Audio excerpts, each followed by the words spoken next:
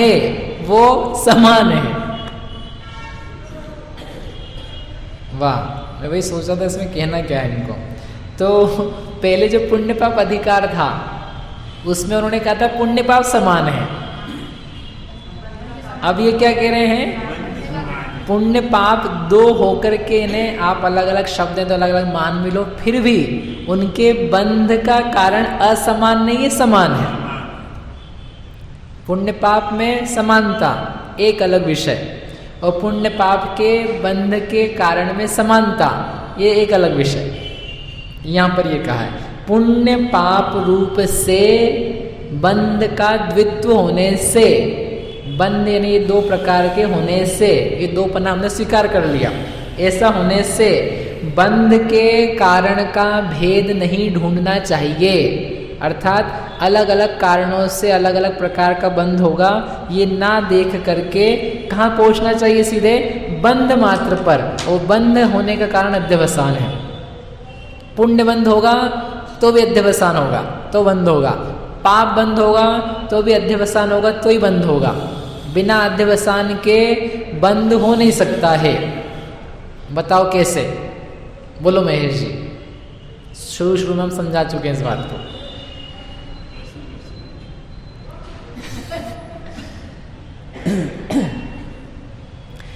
पुण्य और पाप अध्यवसान के बिना इनका बंध हो नहीं सकता है। यानी इस अभिप्राय के बिना जो ऊपर कह किया है उसके बिना बंध हो नहीं सकता है। बताओ कैसे।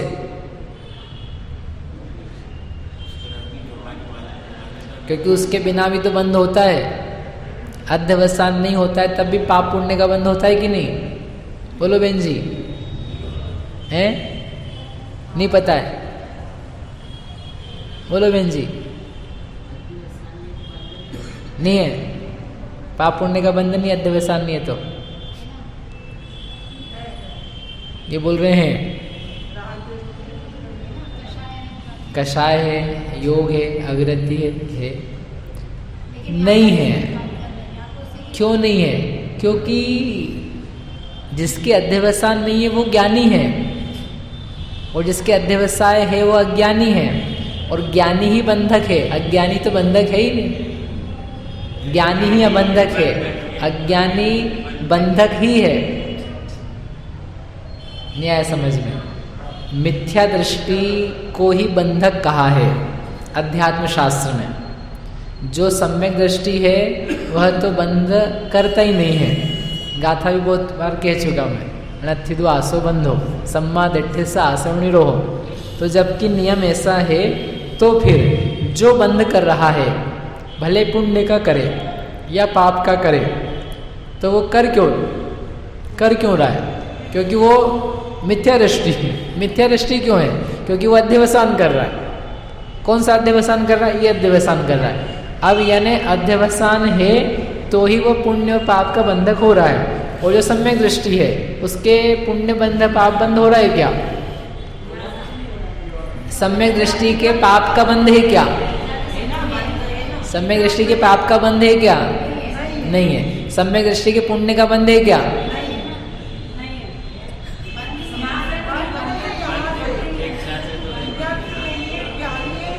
सम्यक दृष्टि के पुण्य का बंध है कि नहीं है? अरे बोलो समय सार के पढ़ने वालों, आपसे पूछ रहा हूं, क्यों डर रहे हो इतना लोग आप? हमको तो लग रहा है तो आप मिथ्या दृष्टि हो गए। मिथ्या दृष्टि मतलब परमानेंट वाले नहीं हो भैया, किसी को बुरा मत मान जाना। इस विषय के बारे में बात कही तो सम्यक दृष्टि को बंध नहीं होता है ना। सम्यक दृष्टि को बंध नहीं होता है ना। तो सम्यक दृष्टि को बंध नहीं होता तो कौन सा बंध नहीं होता? पाप बंध नहीं होता भैया, पुण्य बंध तो होता है। अरे वाह, पुण्य बंध के लोभियों, पाप बंध नहीं होता है महाराज, पाप बंध नहीं होता, पुण्य बंध तो अच्छा होता है। सम्यक दृष्टि को बढ़िया होता है, उससे देवांगना मिलती है और इंद्र बनता है और चक्रवर्ती बनता है, हम इंद्र बनता है। आप ही सिखाते हो। अरे वो सब अपन सीखते सिखाते हैं, उससे निषेध नहीं, सिद्धांत का लोप नहीं करेंगे। लेकिन जहाँ से पढ़ रहे हैं, जो पूछ रहे हैं वहाँ से बताओ, क्या सम्यक दृष्टि को पुण्य का बंध होता है? नहीं होता है। कहाँ लिखा है? वो समय सार में लिखा है, आश्रव अधिकार में लिखा है। रागो दोषो मोहो दुपच्चया अनथि सम्मदिठिस्स। राग द्वेष मोह संप्रत्यय आज सम्यक दृष्टि के नहीं है। अनथि दु आसव बंधो, सम्यक दृष्टि के आश्रव नहीं है। तम्मा आसव भावे पच्चया बंधगा होंती। उदय वाले जो कर्म हैं वे भी उस सम्यक दृष्टि के बंध के कारण नहीं होते हैं। सब तो अब क्या है, लॉकडाउन में पढ़ा आपने सब ये, तो वो सब चीज़ें लॉक हो गई है और डाउन भी हो गई है। लॉकडाउन में पड़ी हुई चीज़ है, लॉक में है और डाउन में है, ऊपर नहीं आ रही।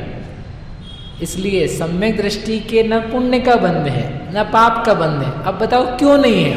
क्योंकि उसके अध्यवसान नहीं। इसका मतलब ये निकला कि पाप पुण्य बंध नाना प्रकार का होने पर भी उसके बंध का हेतु तो एक ही है, क्या? अध्यवसाय। और जिसके अध्यवसाय नहीं है उसके दोनों प्रकार के बंध नहीं है। सम्यक दृष्टि के ज्ञानी के तो बंध का अभाव ही हम स्वीकार रहे हैं, तो फिर तुम पुण्य बंध होता है, अच्छा पुण्य बंध होता है, ऐसे लालची क्यों बन रहे हो? अबंध स्वभाव की तरफ देखने की आदत क्यों नहीं पड़ रही है? सम्यक दृष्टि अबंध स्वभाव को अनुभवता हो नहीं बंध करता है, वो जानता मानता अनुभवता ये हम अबद्ध स्पृष्ट हैं, तो फिर बंध कैसे कह रहे हो आप?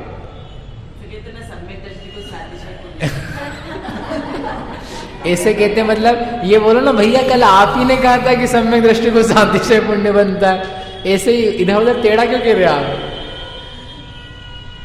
तो वो जो कहा था वो सैद्धांतिक करणान्योग सूक्ष्म दृष्टिकोण से कहा था, लेकिन जो नित्य निरंजन ध्रुव टंकोत्कीर्ण चैतन्य स्वभाव का अनुभव करके अपने आप की सत्ता में मानता है, मैं मात्र सम्यक दृष्टि नहीं, मैं मात्र दर्शन ज्ञान स्वभावी हूँ, उसके लिए बंध कहाँ है?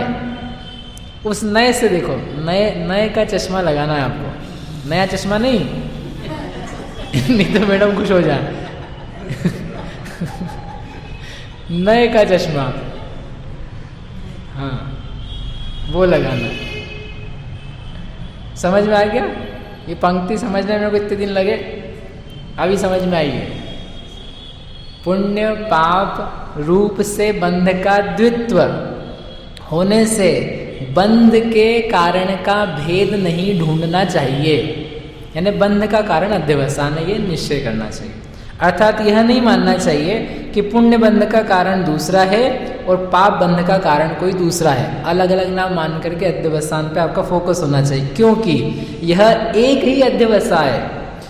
दुखी करता हूँ, मारता हूँ, इस प्रकार सुखी करता हूँ, जिलाता हूँ, यूं दो प्रकार से शुभ अशुभ अहंकार रस से परिपूर्णता के द्वारा पुण्य और पाप दोनों के बंध के कारण होने में अविरोध है। यानी जो प्रशस्त प्रकार के परिणाम पैदा हो रहे हैं, कौन से? जिलाने के, सुखी करने के, और जो अशुभ दुखी करूंगा, दुखी करता हूँ, मारता हूँ, इस प्रकार के अध्यवसान निश्चय पैदा हो रहे हैं, ये दोनों प्रकार के शुभ अशुभ दिखने वाले भाव कैसे हैं? अहंकार रस से परिपूर्णता के द्वारा। अहंकार रस की इसमें कॉमननेस है।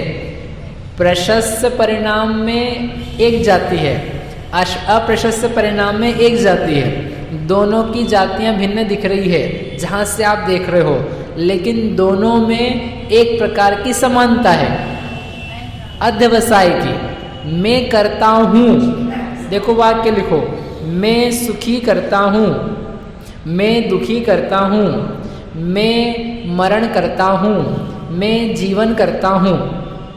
ये चार वाक्य आपके पास। इन चार वाक्य में भिन्नता क्या है, समानता क्या है? बोलो भाई सब।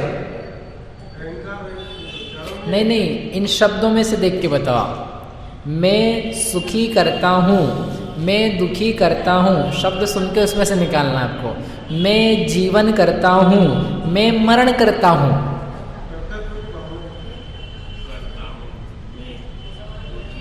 कॉमन शब्द क्या है?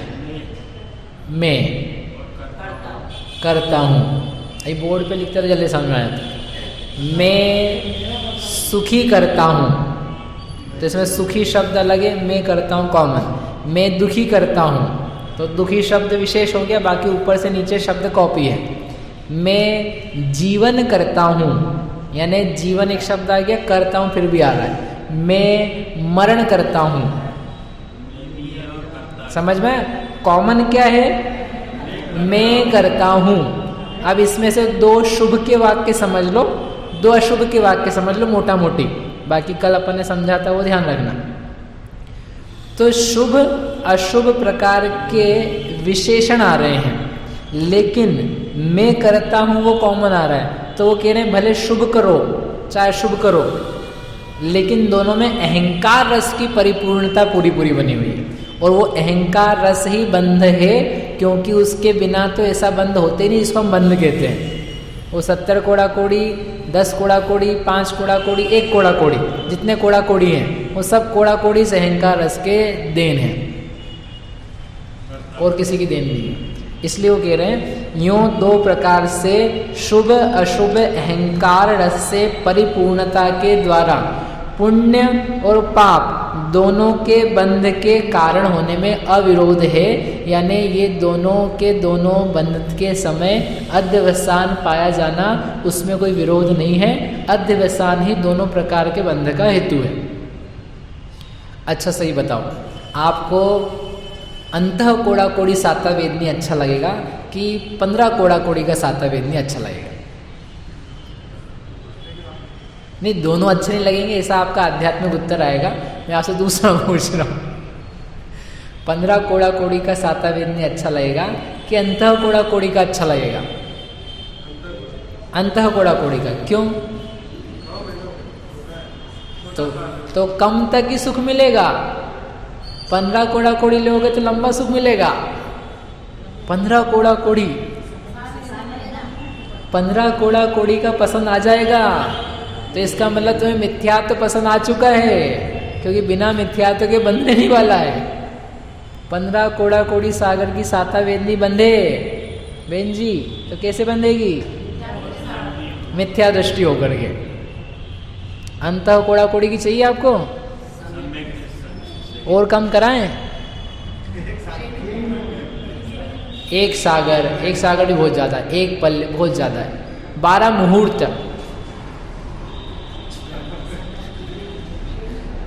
12 मुहूर्त की वेदनी जिसको चाहिए हो वो मिलना हमारे से आकर के, उसको लब्धि सार की लिंक दे देंगे। 12 मुहूर्त की वेदनी है, केवल 12 मुहूर्त की, वो मिलती है केवल एक जगह, 10 गुण स्थान के अंतिम समय में। अब लेकिन है 12 मुहूर्त में अपना क्या होएगा? हमने को तो ज़्यादा चाहिए। 100 साल तो अपने को यहीं जीना है, 100 साल की यहाँ चाहिए, फिर नरक में चले गए तो वहाँ भी चाहिए रहेगी साता वेदनी। तो लंबी चाहिए ना हम लोग को, 33 सागर तो चाहिए ना कम से कम। बस गया, आउट हो गया अपन। क्यों मिलेगी? अध्यवसान से मिलेगी। समझ में? कहने का तात्पर्य ये है कि जो बंध होगा उस बंध के होने में पाप हो चाहे पुण्य हो, उसका रीज़न जो अध्यवसान है वो दोनों में कॉमन। पुण्य बंध, पाप बंध, इन दोनों में कॉमन क्या है? बंध। इसलिए दोनों के शब्द में जब कोई कॉमन है तो दोनों के होने में कोई कॉमन परिणाम होना चाहिए। और पुण्य और पाप ये 2 अलग अलग शब्द हैं, तो इनके अलग अलग होने के लिए भी कोई कारण होना चाहिए। तो कंपोजिट जो परिणाम आएगा ना, समग्र परिणाम, उससे भी पुण्य बंध पाप बंध होगा, तो उसमें आपकी विशुद्धि और संक्लेश कारण बन जाएंगे। लेकिन बंध रूप स्थिति के लिए अध्यवसानी कारण बने। ऐसा होने से एक ही अध्यवसाय से पुण्य और पाप दोनों का बंध होने में कोई विरोध नहीं है। ऐसा जान करके हम ये समझें कि बंध मात्र मेरे लिए बुरा है जब, तो मुझे पुण्य बंध पाप बंध में ऐसे सबसे पहले बंध को हम दूर कर लें। बंध ही दूर हो जाएगा, पिताजी दूर हो जाएंगे, तो उसके बच्चे जो पुण्य पाप हैं वो कैसे रह पाएंगे? ऐसा जान करके अध्यवसान को दूर करें, ऐसी मंगल भावना से। क्या वो जो चर्चा है वो पुण्य पाप अधिकार में करी है।